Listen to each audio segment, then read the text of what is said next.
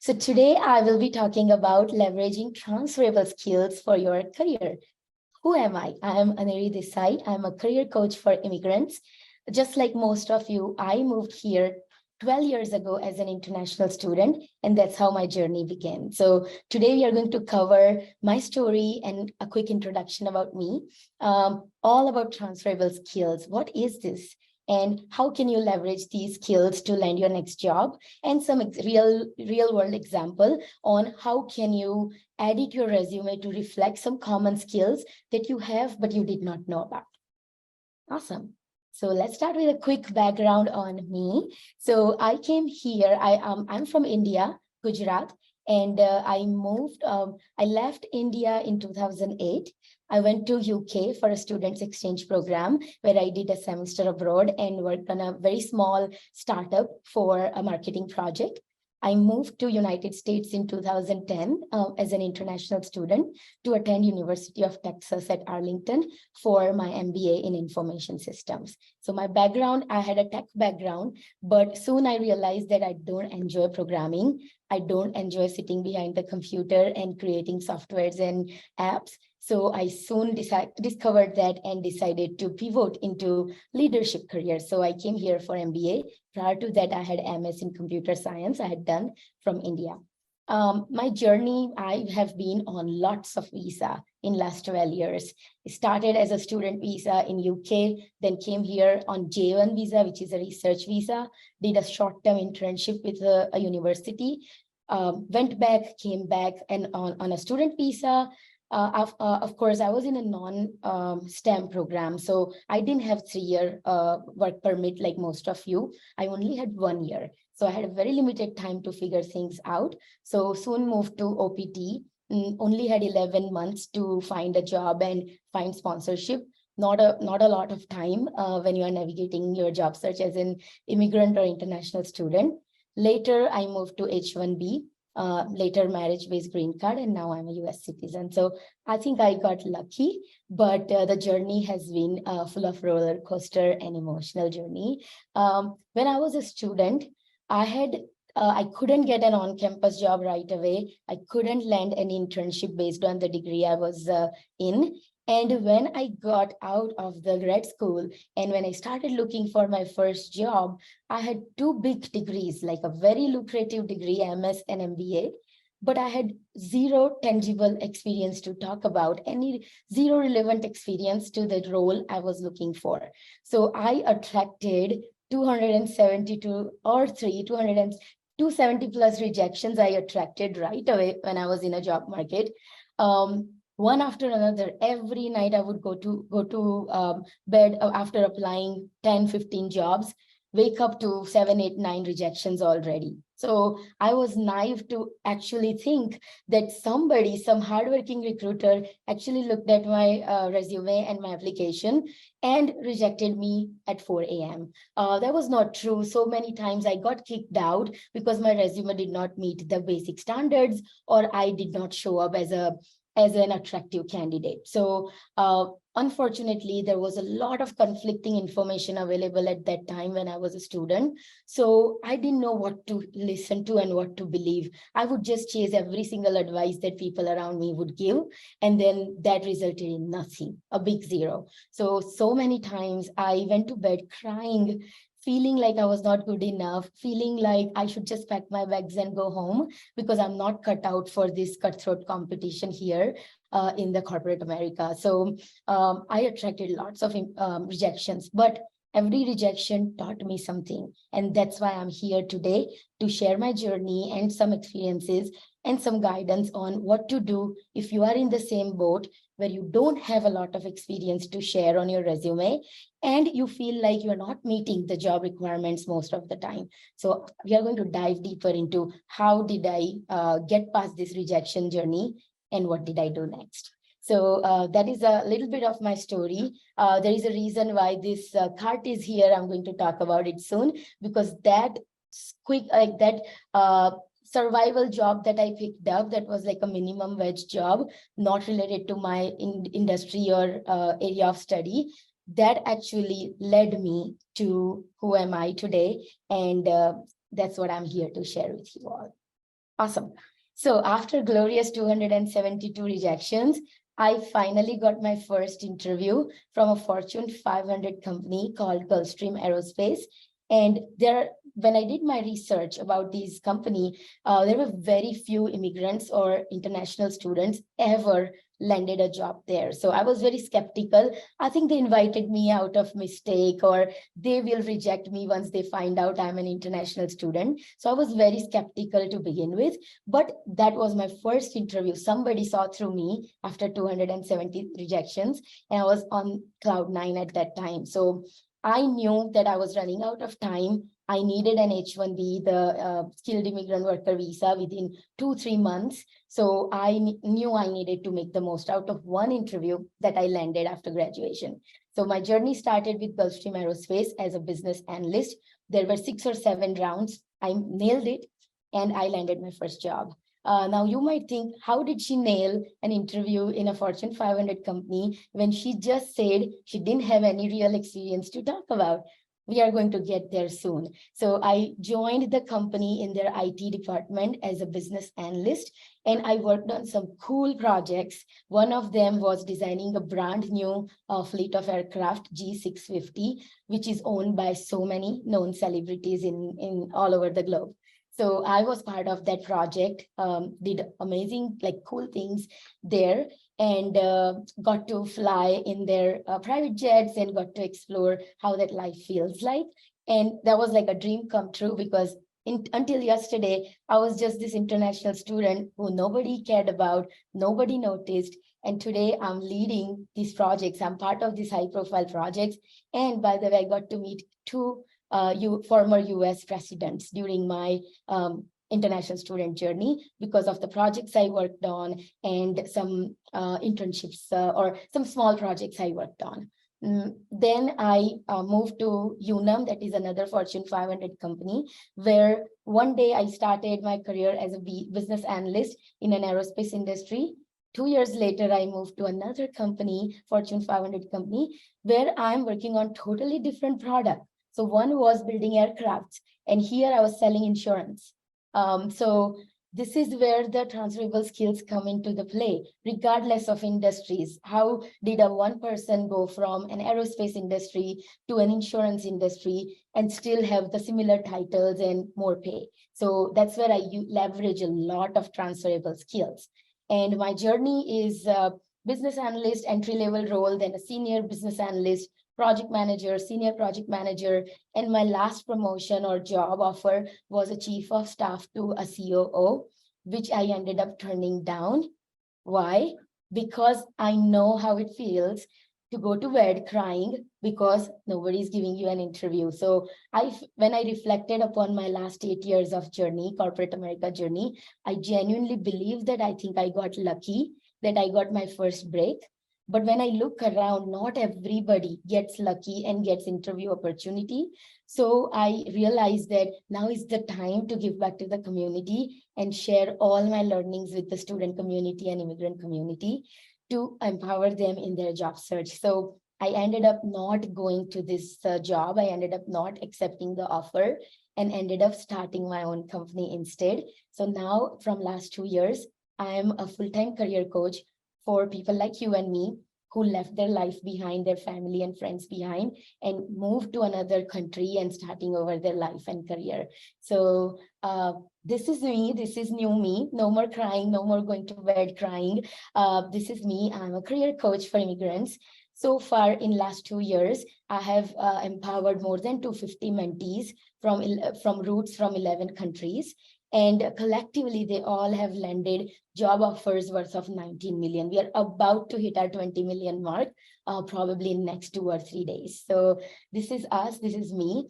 And as I started talking about my journey, as I started talking about the challenges that immigrant job seekers face in the foreign land, news channels and media started picking up my story. So I am so happy to share that media houses like CNN, Business Insider, Scripps News, Fix 11, all the local some local magazines in the area where I live, all those picked up my story and the work I do. And I got so fortunate to be, my story got published, my job search advice got published on their news channels and shows. So this is a little bit about me.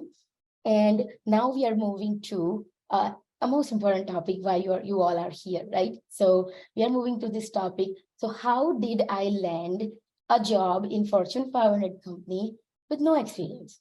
No experience whatsoever. I'm not exaggerating. When I created my resume, I had nothing else beyond my undergrad, my master's, and my another master's degree, and one or two class projects. I had nothing to put on my resume, and I struggled for weeks. What do I put? How do I even complete one page? So somebody like me who never had an on-campus job, who never had any summer internship, all the cool projects that we work on as student, I didn't have anything to show. So I'm going to dive deeper into that story. How did that transformation happen?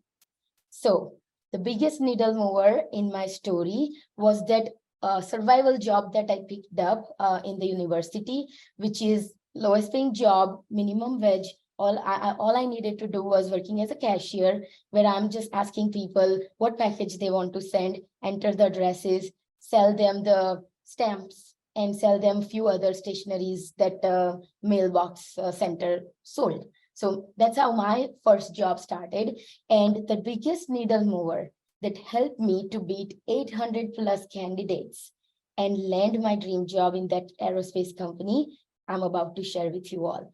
Number one, so two things that helped me a lot in standing out and land that interview. Number one, I reverse engineered.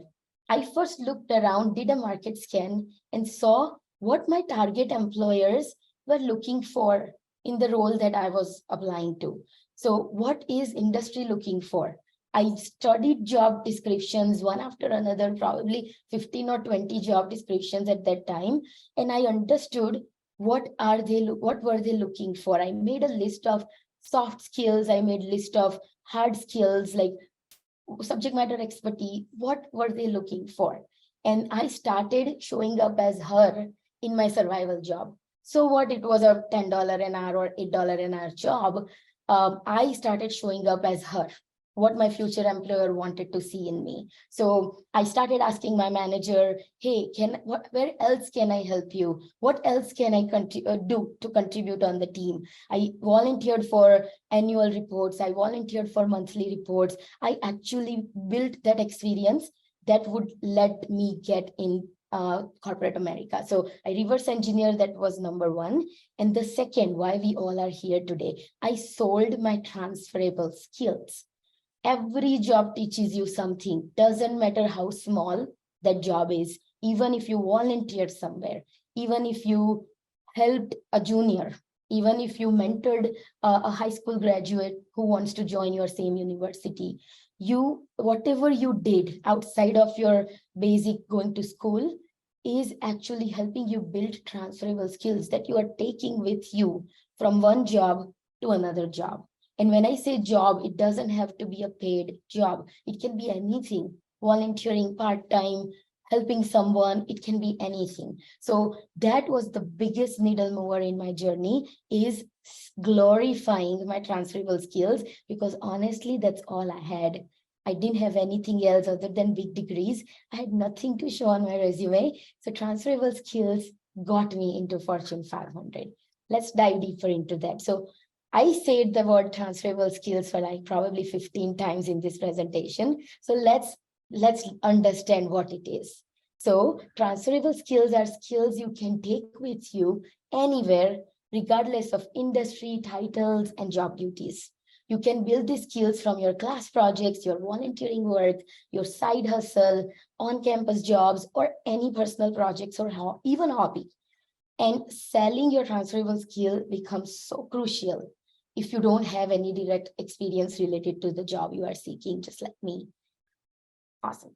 So some common transferable skills that you will see again and again in any jobs, regardless of what your field is, any role you look for, some common transferable skills are communication, problem solving, team player, leadership, analytical and critical thinking, adaptability. These are some words that you might have seen in the job description.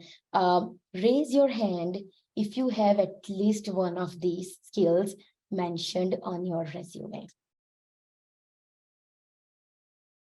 Okay, I see few hands. Awesome. Okay, so I'm also raising my hand because my resume, because I was struggling to put what to put there, I stuffed my resume with all these transferable skills. And so sorry to bust your bubble, but that's not how we are going to play this game. So if you have excellent communication and problem solver, self-starter, quick learner, team player, if you have those words sitting on your resume, you might want to listen to me carefully. After seeing, I have been on both sides of the table. I have been a naive job seeker, and I have also been a hiring manager in my previous corporate America journey, even right now as a CEO and also as a career coach. So far in last few years, I have seen more than 500 resumes and talked to so many decision makers. These words alone on your resume do not add any value. Do not. So when you claim you have an excellent communication skill on your resume, you are wasting your prime real estate. These words alone are not going to, it's your words versus them, right? When you say excellent communication skill, how would they believe just looking at a piece of paper? Where is the social proof? So these skills are great, might lend you to your, most likely will help you stand out in your next job interview if you don't have anything else to show. But we are not just going to play it generic, like play it cool. We are going to pick these transferable skills and we're going to glorify them, right? Because as a hiring manager, I wouldn't care about these words sitting on the resume. Yeah, we want to say it in the job description that we are looking for somebody who is a self-starter, quick learner, blah, blah, blah, blah, blah. But most of us don't appreciate those words sitting there on the resume because they don't tell us how awesome you all are and what you mean by communication. So going forward, we are going to use social proof and we are going to use metrics to glorify your transferable skills. Okay. Don't worry, I had been there. I was a person whose skill section looked like these words. So don't beat yourself up. You all are here to learn. Okay, so I have created a simple table for you all to show you what are the common transferable skills and what are some examples, how you can actually create bullet points on your resume where so you are indirectly showcasing your transferable skills. So do me a favor and do not list all these words in your skills section or core competencies. Focus more on subject matter expertise for the role you are looking for and leave these transferable skills as bullet point in particular job or leave it for interviews. When you go in an interview, you want to use this. Tell me about the time you dealt with a difficult manager.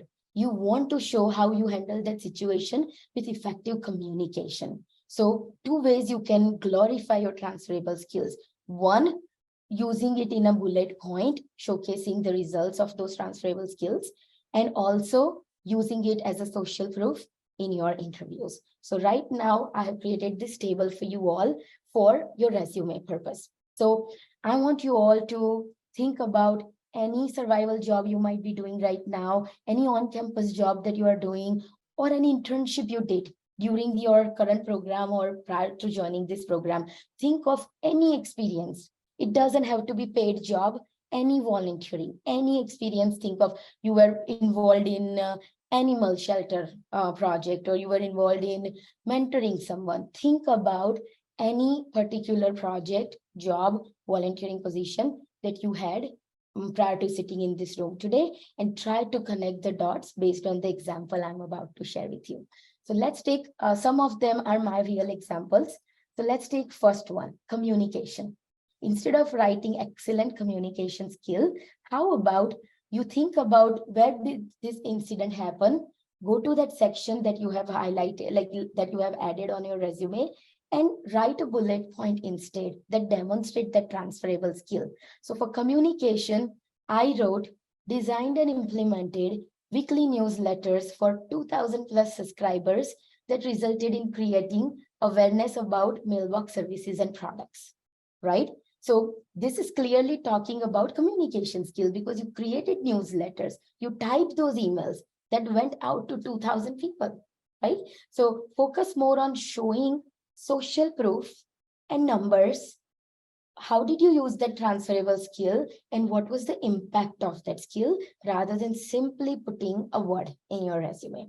So let's take a team player example because team player word I have seen in like 99% jobs out there. Team player is there. Everybody wants a team player on their team, but how do you define, how do you explain them that you are a team player? So here is an example. Created a training plan to onboard three new hires that resulted in them working independently in 4 business days. So you learned something on the job, you put it together as a package, and you shared it with other team members. Hey, this is how I'm doing this job. Welcome to the team. This is how you need to perform this job as a high level instruction. So that could be an example of a team player. You can use any other example. These are just samples. Next one is project management. You will see this a lot, even for an entry-level position. So many companies are saying project management skills. Don't take it literally. Anybody can be a project manager. Even you are a project manager of your career, right? So don't feel like I never had that title. How can I say that I have that skill? So here is an example.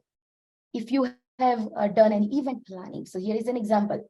Spearheaded event planning and coordination for on-campus career fair by partnering with 34 companies and 9 student volunteers supporting 500 plus UT Arlington grad students. This is a very simple example of how you can show your project management skill. You led an event, you coordinated everything. So that is indirectly a project management experience. Now, here is another one, problem solving. People keep saying you need to have problem solving skill. How do you show it to people? So what you do is identify duplicated steps in cache reconciliation process and recommended automation using Excel macros that resulted in saving 3 hours per week for cashier. This shows your problem solving skills. Again, you can create your own examples. These are the ones I took from my resume. So I solved a problem. There was one problem at the job that we kept running into, and we had to spend hours and hours to figure out where is the missing cache, what happened to this. So I recommended a solution that can solve this problem that we were facing again and again. And as a result, we saved 3 hours per week. And then next one is analytical. So analyze analyze, there's a typo here, analyze 10,000 plus rows of yearly sales data, identified customer purchase trends, and recommended discounts and deals that resulted in increasing sales by 2% in 3 months. That shows your analytical skill. You looked at 10,000 rows of data, you identified a trend, and you recommended some process improvement that actually increased sales in 3 months, right? This is all I'm talking about, some small part-time job that had nothing to do with my actual job that I got, right? Leadership skills. Leadership, everybody wants a leader, even if it's a intern role, even if it's a volunteering role, everyone wants a leader on their team. So spearheaded international student pickup program from ideation to execution by partnering with international office and student volunteers that supported 1,000 plus incoming students in 6 months. I challenge you to think about, what have I done other than going to college and enrolling in courses? What have I done? You might have helped a junior to learn about statistics. You might have helped an aspiring international student who wants to come and attend Johns Hopkins University. That can be a leadership skills to talk about. Mentored 15 aspiring international students to explore Johns Hopkins University's program offerings and job opportunities that resulted in empowering 5 people to join the university, right? So that to me is a leadership skill that you did, you went above and beyond to help someone. You made a difference in somebody's life.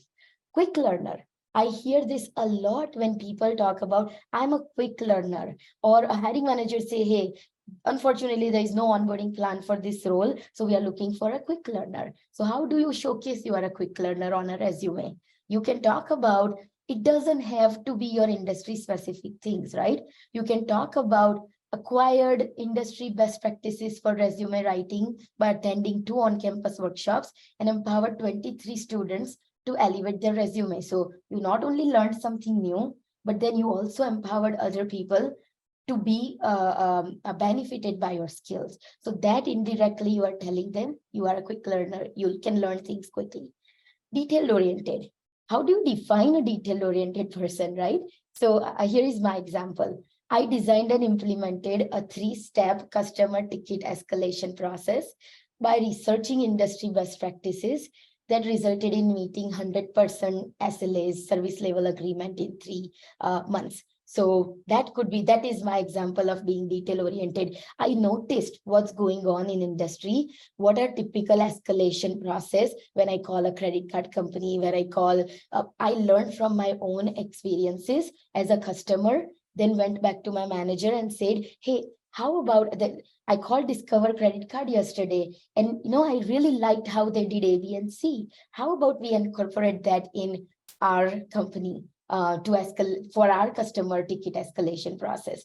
And then as a result, we were able to complete all these tickets, resolve all this issue within the committed amount of time. And then the next one is self-starter. So how do you show someone you are a self-starter? Here is my example. I formed an international student support group in my college to support international students that resulted in resolving 12 key student issues around housing and transportation. I just made this up, but this is one example how you can say, hey, you don't wait for people to come and help you or solve any problems. You are a self-starter. You noticed something, you formed a group, and you started talking about it. And then go-getter or goal-oriented or something. Then here is an example. Like if you were involved in a charity, I spearheaded COVID charity campaigns by creating social media content that resulted in raising $5,000 in donation in 1 week. So this is how you translate some skills that you are sitting on. You don't know how big it is and how valuable it is for your next job, even if it's not related to the role that you are directly related to the subject matter expertise. You can still take advantage of all the skills that life taught you, that small experiences on campus, outside of campus, all these small things that you experienced and learned from. You can actually translate it into stories for your resume and also for your interviews. So why I landed my job in Gulfstream Aerospace? Because when I was editing my resume before applying, I noticed that they recently opened a brand new location in Mexico.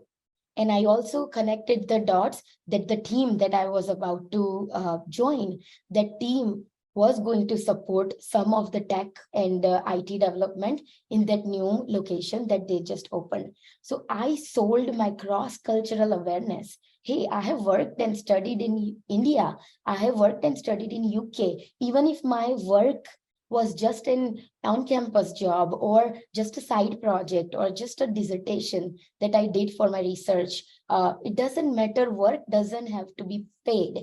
So what I did was I glorified my cultural awareness, my global exposure, because that's what they needed at that time. So I sold my transferable skill, which is my cross-cultural awareness. So many of my interview answers, 1 or 2 bullet points on my resume under leadership section, I talked about how all my life I have interacted and worked with people from global, like people from different countries.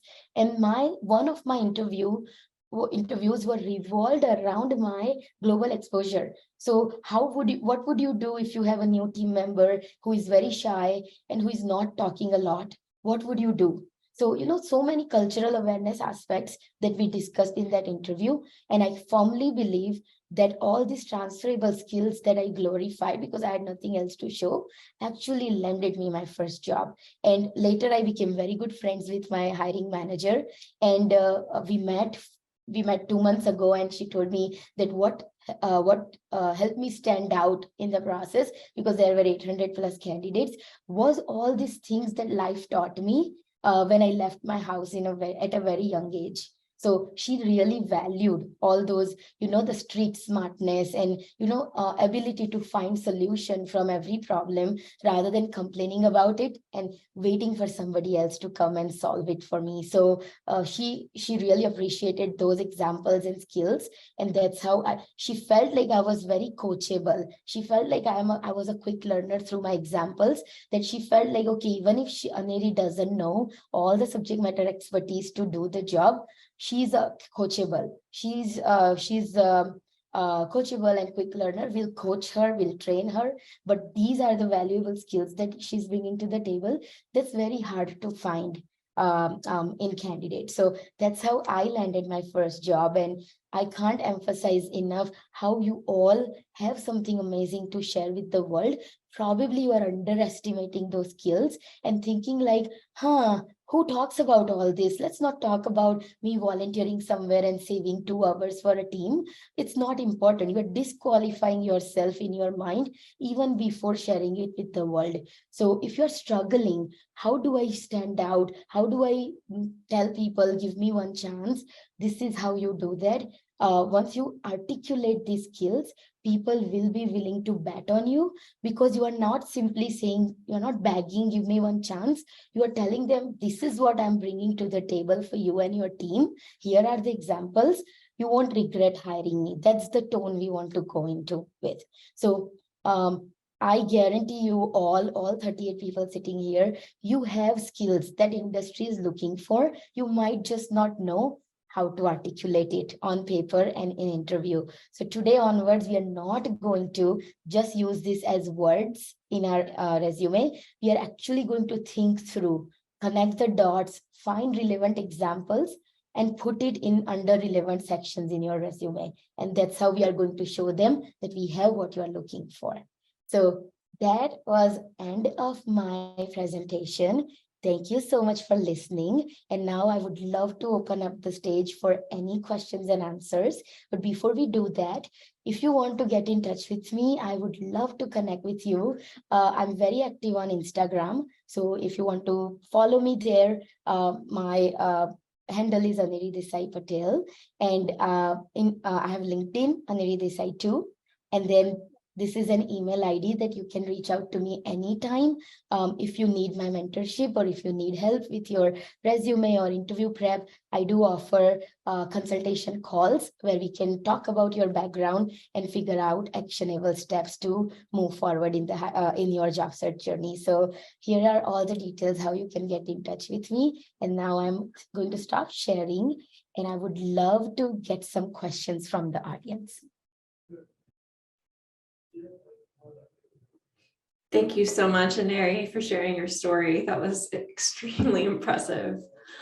I'm sure that we have lots of questions. I know it can take a little bit for some people to compose them, but please, questions about any part of the presentation, whether it's about Aneri's story or about her discussion of transferable skills and the way to make them tangible in the resume.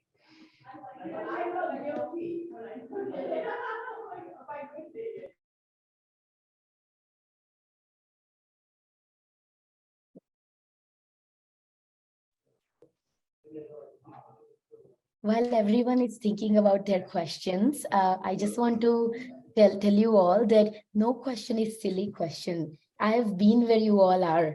I was that naive international student who didn't know how to stand out. So please don't think like my question is silly or I can't ask this. All questions are welcome. And while you are thinking about your question, I want to share an inspirational story of one of my mentees. She moved here in pandemic. And there was a strict lockdown, so all her classes were online. She couldn't get any exposure to all these activities and all these things. So she was looking for an electrical engineering job, and she had nothing to talk about. She graduated from India. Next month, she caught a flight to US, and then she landed herself in a COVID situation where she's just taking classes online and just surviving, right? So when we started working together, we had nothing to add on the resume, just like Deja Vu Aneri 1.0. We had nothing to add on the resume. What we did, we started glorifying the class projects. So you all can, if you are in the similar boat, talk about your class projects to show your subject matter expertise. And she had an on-campus job in her last semester where she was serving tables in a university cafeteria, and she worked as a cashier part-time. She's right now working in Cisco. That was the only interview she got, and that's the job she walked away with. All her 6 interview rounds, all the behavioral questions revolved around her cafeteria experience, because she learned some solid transferable skills there. Conflict management, difficult customer, how do you escalate the situation, when do you escalate? So all these questions that Cisco asked her, she was able to reflect back on her on-campus job, and she's working now at Cisco. So not just my story, but I have seen many people leveraging their small volunteering jobs. I have one mentee who is a stay-at-home mom for 15 years. And she just landed her first project with Wyndham Group of hotels, where she will be an implementation partner for a software that they are upgrading, right? How? Because she talked about budget management, she talked about time management, project management through her house chores, through her day-to-day life work as a stay-at-home mom. So you have what they are looking for. You might not be just articulating it. Awesome. Thank you everyone for rooting for me and enjoying this session. Okay, we have one question. Yeah, so can I just go ahead and read it and answer it? Awesome. Okay. So Sarah is asking, when I create my bullet points, is it better to give work examples or examples from hobbies? What if the work example is good, but the hobby example is slightly more impressive? So my recommendation would be, if you have enough subject matter expertise to showcase, people value subject matter expertise a lot. So if you have subject matter expertise to showcase, definitely add it. That is our first choice. Hobbies usually don't come into the play unless you don't have anything else to talk about. So hobby section can go under leadership or volunteering section, where you are talking about any other side activity that you did, and that is slightly relevant to what they're looking for. So don't just write all the bullet points about your hobby if you have better stories to communicate that are relevant to your job. Sarah, did I answer your question? If you can give thumbs up, then we move on to someone else. Aneri, would it be helpful if I read the questions? Sure. To give you some time to think. Yes. Sure, absolutely. So the next question is from Molly. Where can F1 status students find volunteer jobs?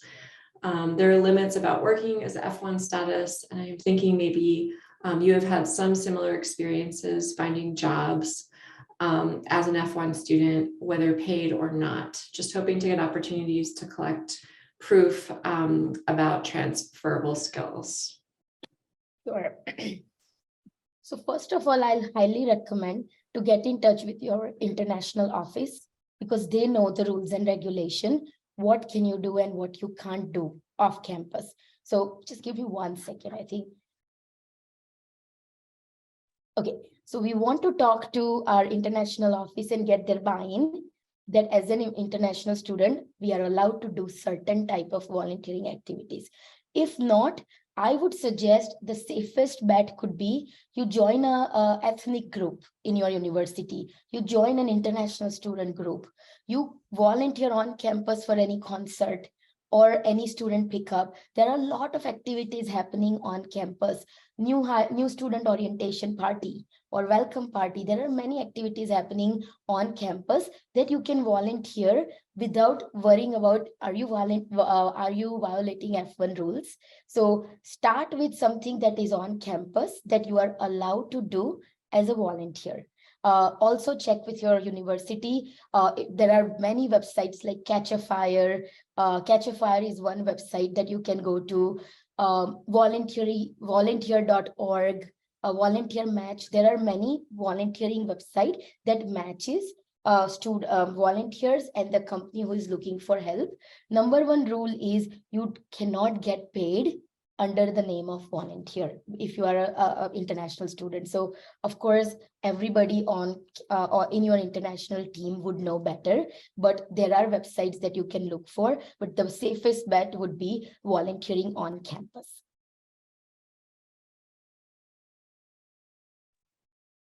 Thank you, Aneri. The next question is from Jihan. Is there any hope for international students in the social sciences to find a job in the US? Technical fields seem to have much better opportunities. Sure. I know a couple of people who are looking for jobs right now based on their social science background. So it's not that there are no jobs. There are jobs for sure, especially with non-profit organizations like university research groups, hospitals. I have seen these kind of jobs there. Might not be as lucrative as the tech jobs, but there are opportunities out there that I have personally noticed, and I want to encourage you to keep looking. There are jobs, of course, nothing compared to a software engineer or a product manager. Those are tech jobs, but there are jobs. Okay, thank you. Next question from Eunice. What are some of the challenges that you see with using transferable skills for international students? Is it that we feel that examples from back home may not be applicable here in the US? Great question. I feel on the contrary, examples from your country, like back home, are as valuable as examples here. Skills are skills, doesn't matter where you used it, right? One thing I have noticed in industry now with after pandemic, many companies are remote companies. People have started valuing more your global exposure and your ability to work with cross-functional teams. So if you have any examples from back home, do talk about it, because that shows how courageous you are, that shows how open you are to learn, and that shows you are fierce. So I nailed my first opportunity, first interviews, simply based on talking about all these back home examples, because I had nothing else to talk about. And I think that worked in my favor. I have interviewed people and I specifically look for these examples, offbeat examples, and they are rare to find. Probably you are competing against candidates who might have not left their state in their lifetime. And here you are talking about global exposure, talking about global examples. Sometimes we reject ourselves in our head and people love to hear from us. So I want to encourage you, whatever example you have, as long as you're using polished language, you are articulating the value, they are going to be brownie points. Thank you. Trisha's question, should the transferable skills be in the skills section, or can the examples be under any of the relevant sections in the resume? Sure. I think last thing we want to reflect our transferable skills are under skills section. So try not to list those transferable skills just under skills section. As I talked about that briefly, they don't add any value on its own. When you say I have excellent communication skill, it doesn't add any value, just that word sitting in your resume. So I encourage you to use examples. Where did you use communication skill to empower your team or your customers? What was the result of that communication that you did? So I'm going to share the slides with the team if you want to get access to it. But that document that I showed has example of what kind of communication or transferable skill you can showcase. So short answer to your question would be, try to sprinkle it across your resume, showcasing it in examples, in bullet points. I would prefer bullet points any given day over just listing it under skill. Skill section, keep it limited to your subject matter expertise and also your tools that you know. Transferable skills should be sprinkled all over your resume through real examples and real impact or results. Thank you. The next question is, when applying for a technical job, such as a data business analyst, how much emphasis should I give to transferable skills on my resume in comparison to my technical skills? Sure, great question.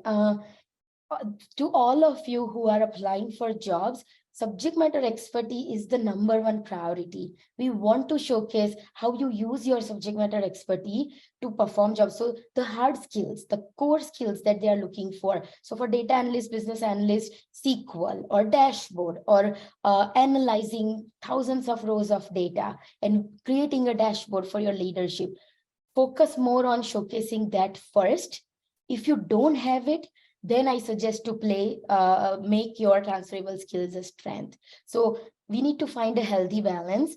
Don't just over glorify your transferable skill when you have more important things to talk about. So either we need to find a balance, or we need, at any given day, your technical skills are going to be the deal breaker for these companies who are looking at your resume. So how do you reading the question again, like how much emphasis should I give to my transferable skills? I would say find a combination. We definitely want to talk about technical. So we don't want to be in a situation where you keep talking about transferable skills and then you are not giving them enough ammunition to see that you are a good fit for data analyst role or a business analyst role. So finding a healthy balance.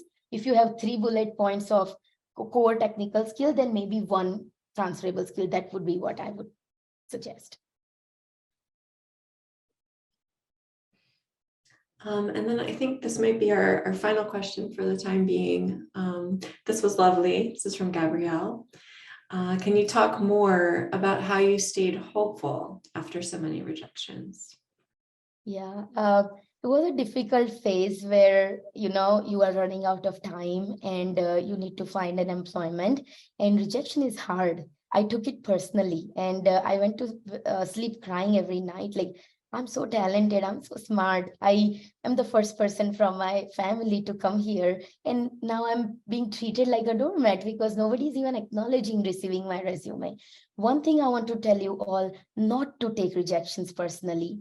They're not rejecting you as a Gabrielle or as a person. They're rejecting the resume you are sending them. So that is one. Do not take rejections personally. The person, probably the company did not even know you exist, did not even see your resume, and probably somebody or a software kicked you out because you said yes to a sponsorship, right? So do not take it personally. And second, I think every rejection taught me something. Every time, if you are getting rejected, we have some reflection to do. So I kept retrospecting. Okay, if I'm trying this, I'm getting rejected. What can I do differently next time so I don't get the same result? So keep retrospecting also helped me keep moving forward and see better results. And how I stayed hopeful, my parents actually used their retirement to send me here and get this education. I wrote a number, actual amount that my parents invested in my education, and I kept it visible. That kept helping me go every day, why I'm here and what is my why am I doing this? And that number kept motivating me. I need to give them that money back. I need to make the most out of the return on their investment. So that also helped me keep going. So one word is hope. There is a light at the end of the tunnel, and you all are going to find a job sooner or later. Just surround yourself with people who are invested in your growth rather than pulling you down or telling you that you can't do something. So hope is the word for all of us. Thank you, Aneri. I just had a quick follow-up question to the idea of confidence, right? And how over time, the lack of receiving any feedback can lead to a lack of confidence. And I work with a lot of students who have so much, to offer, but they're lacking in that. So I was wondering, in your own experience, but also in working as a career coach, how you have been able to successfully help individuals find that confidence in their abilities. Sure. Yes. I personally feel that confidence comes from clarity. If you know what you are bringing to the table, eventually you will feel confident putting yourself out there. Number one blocker that international students I have seen that they have is they don't know how awesome they are. Maybe they know, but they don't know how to communicate it in interviews. And there is a lot of conflicting information, limiting belief around us.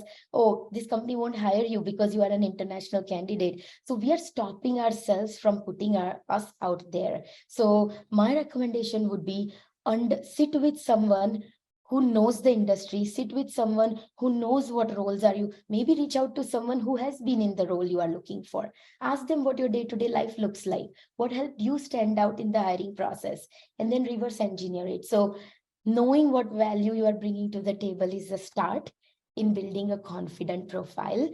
And I feel like feedback is a gift. Sometimes companies give us feedback why they rejected us. Sometimes we don't get any feedback whatsoever. I will tell you that no feedback is also a feedback. If somebody rejects you, that means something is wrong with our resume. If we are not getting a single interview, we are not articulating enough on the resume, you might want to get help.